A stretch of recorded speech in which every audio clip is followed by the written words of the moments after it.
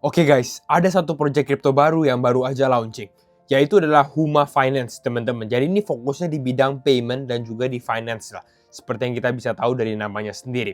Dan ini project yang relatif baru, tapi kalau kita secara statistiknya, ini udah cukup besar, teman-teman. Kita bisa lihat bahwa total transaction volume yang mereka aja udah sampai 4,5 miliar dolar.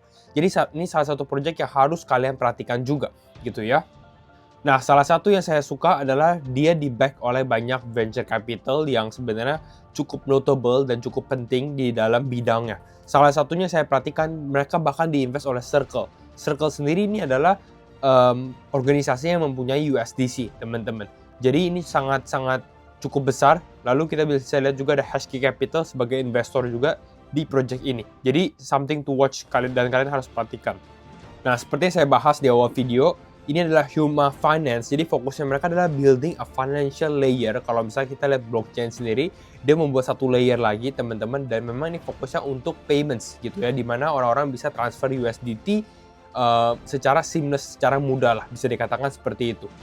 Projectnya sendiri baru aja masuk ke dalam Binance Launch Pool, teman-teman. Jadi kalian bisa langsung cek aja. Dan kalau misalnya kalian nggak mau ketinggalan, kalian bisa download Binance dan kalian bisa berpartisipasi di Binance Launch Pool untuk yang berikutnya, teman-teman. Ya, karena bukan hanya Huma Finance, tapi banyak project yang baru launching, mereka masuk ke dalam Binance Launch Pool, gitu.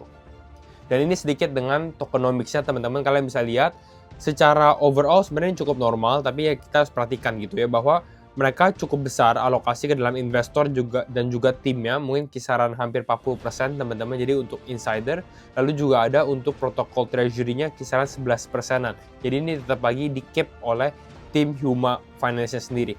Ya, sedangkan kalau misalnya untuk community mungkin akan lebih masuk ke dalam ekosistemnya, ada kisaran 31% yang kalian bisa perhatikan. Project ini masih baru, jadi nanti kita harus lihat price action-nya develop dulu, teman-teman. Tapi something to watch lah, gitu ya. See you all in the next video. Bye-bye.